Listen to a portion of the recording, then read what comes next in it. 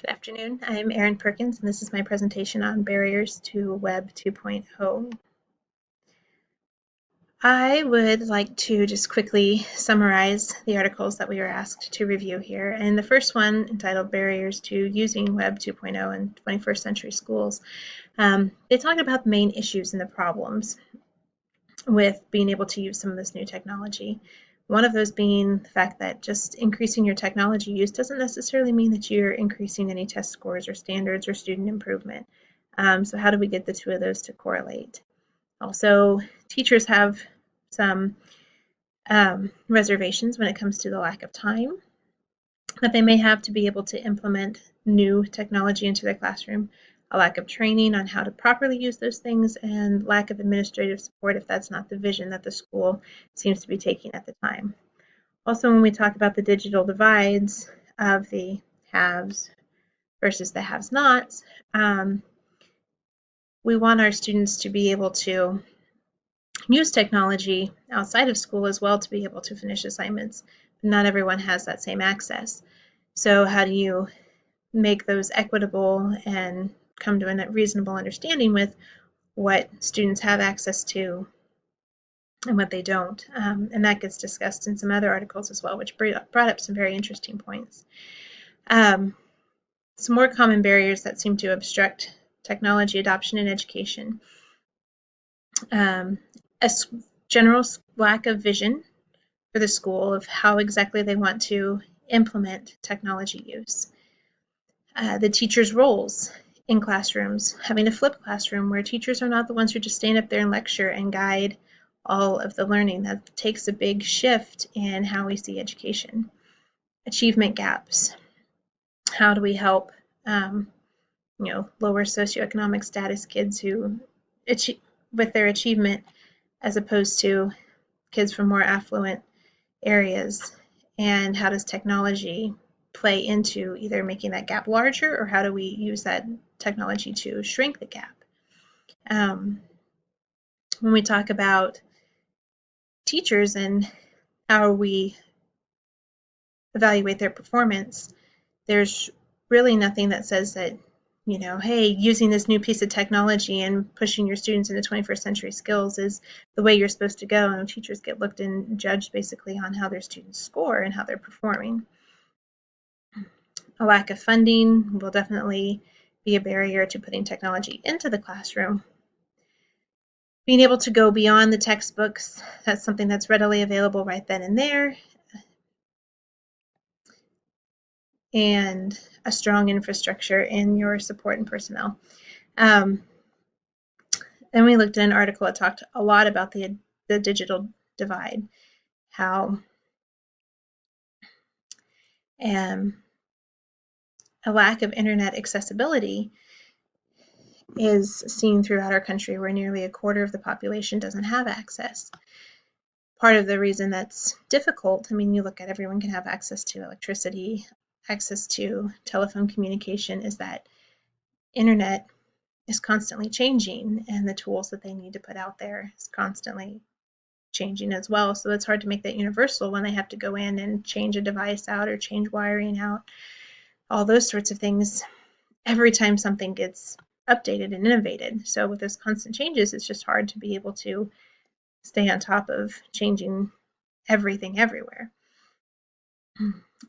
When kids have access to a tool at school, it seems to stop there at school just because not everyone has that same access to be able to take things home, pick things up right at the web.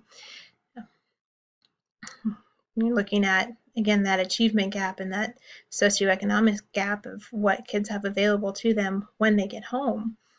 Smartphones kind of make it better. A lot of my students we would consider on the lower end of the socioeconomic status, they have a smartphone and they can use it for lots of things. But then when they run out of data, what are they supposed to do when it comes time for an assignment? Well, as far as the government is concerned, they were trying to push for more of a universality of internet access to keep everybody connected. Until everyone kind of gets on board as to what is equitable, what is fair, why we need everyone connected to the internet, there's not going to be a whole lot of change. One of the articles that was rather interesting talked about open educational resources, which was free online curriculum that is being proposed now as opposed to be using textbooks all the time. It's able to be adapted to lots of students' different needs, lots of districts' different needs. You can pull your resources from whatever you would see there and be able to build your own curriculum. So curriculum teams can, if they like pieces of this program over here and pieces of this one over here, put them together and blend them to make their own scope and sequence that makes sense to them and how teachers say that they would prefer to teach something, the sequential order of that, being able to get everything in to meet their state standards. Also, the thing that teachers and administrators and curriculum teams really look for when selecting these resources isn't just always the cost, though that's a big, important play into it, but also does it have the right content for learning? So that's one of the things that they look at when they're looking at opening educational resources with programs like Open Up Resources. Is that content exactly right for what students will need? Overall, this is a benefit for being Web 2.0 innovative and having those tools at our fingertips. The last video that we were asked to review talks about some of the adoption barriers for like one-to-one devices. Angela McFarland talks about how in primary schools it's a lot easier to be able to do that because you can give every child a device. Schools will be able to buy in more of that technology because you've got less students. You spend more time with the exact same students, so you can set up your routine and your expectations, and your student population hasn't changed like it would every hour in a secondary school where it might be more difficult. And teachers really find that it's worth more of their time to be able to set up that entire class toward the same expectations and getting on the same devices and being able to have more time and fluidity to be able to move from one task to another while on that device, as opposed to being cut off every 45, 50, 60 minutes like teachers may have in a secondary school where it'd be more difficult. So in my own reflections, do I think that the digital divide will ever be resolved? It would take an awful lot to. We are in a society of commercialism where things are available to, you buy, you sell, you play up to your market, and that's what you're striving to earn your money for. It's opportunity. It's what what have you worked for? What do you have available to you? Those sorts of things are not going to be gone away, and you run the risk of, let's just give everybody the same thing of, how much do you actually get to use because you've earned it, and what is equitable for everyone being able to have without earning. I think the thing that would really resolve this digital divide, though, is being able to teach the skills, and that's what schools are there for. Schools can provide the technology and within their school, within their walls, to be able to teach what the 21st century skills are, which I'll talk about in just a second, and being able to teach that technology so that hopefully when a student enters the workforce, they would just be able to pick up that device and be able to use it or be able to apply the skills that they've learned in how to use those different devices, no matter where they may go, even if they don't have one readily available to them at any time. So what are those 21st century skill sets that I find most important? Being able to communicate effectively and collaborate with others effectively. Whether it's on the internet, face-to-face, those are things that you're going to have to be able to do in a job market nowadays. Being able to navigate the web appropriately to be able to find the things that you want and the things that you need, knowing how to quickly access with different web browsers or how to get around different parts of a web browser. And then being able to identify what's a credible source and what's not. How do you see that these things are just for fun? How do you see these things as actual, good resources to be able to use in your job? Being able to navigate different devices. Again, just having other different tools. And then their higher order thinking processes. Being able to evaluate, being able to analyze. And that goes in with being able to use a device appropriately, being able to use the internet appropriately.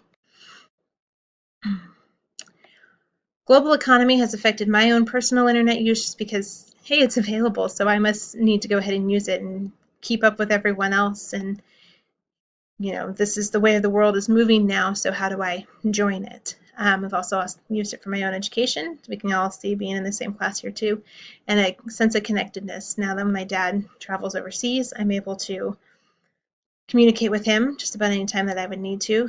Staying in contact with friends that I've moved away from. Those are the main things that I use the internet for. Some of the technology training that I would need, though, for my own professional career is, I think, the best practices on one-to-one device use. It's something that I would like to be able to use a little more in my classroom, but it's a difficult one with kids with emotional disabilities and their need for strict regulation on things, but also, so how do you blend that with what works best when having a one-to-one device and being able to use those tools and being able to monitor it effectively? Because many of my students are prone to not using technology effectively. I'd also like to look more into the idea of open up resources, just seeing what is available there curriculum-wise for adapting materials for my students with special needs, how all those things kind of blend together to create an effective curriculum. Because right now I already piecemeal curriculum together from the regular high school with what I see as important and what my students' capabilities truly are right now. Our district is very much 21st century equipped. There are Chromebooks in every school, basically for every student one-to-one use. The middle school and the high school offer a bring your own device program. All classrooms are equipped with smart boards. And then our superintendent has actually been having a big push towards 21st century skills. That was one of his main points that he wants to hit within his first 5-year plan, to make sure that some of those skills that I talked about earlier, communication, collaboration, effective use of tools and technology, gets taught throughout all the schools in our district. Some of the advantages to having innovative practices, career readiness. These are skills that students are going to need to have after graduation. It's student engagement, who wouldn't like to have a piece of technology involved into what it is they're learning and not having to do everything paper pencil. And it's just uses the tools that are provided to us. Keeping up with those technology advances, that's part of our day-to-day life now. Some of the disadvantages, however, are that it can cause a distraction if it's not being used appropriately. It does take some extra prep time within a class, within a teacher's day, to be able to plan exactly how this is going to go and teaching kids how to use different pieces of that technology. And then what do you do when you've got a glitch and technology isn't working? You've got that rainstorm that came in that's totally knocked off your connectability, or something's just not working and you have to wait for the IT guy to get there. Some inappropriate uses that I've seen by my students. Again, my students struggle with the emotional disability piece, and we've had some inappropriate content being sent from student-to-student emails, trying to arrange for different things that neither student needed to be involved in. Distractions while researching or while using a program, that happens a lot. I mean, YouTube is a quick and easy thing for kids to be able to pop up and pull up. Excuse me. But not necessarily that's what they're supposed to do. And then students being really too smart for us in the technology and be able to find proxy sites to get to, sites that have been restricted, and getting onto things that they shouldn't be able to. And they've figured out how to use those tools to their advantage. And that's probably the biggest problem that we've seen within our school. So thank you very much for your time.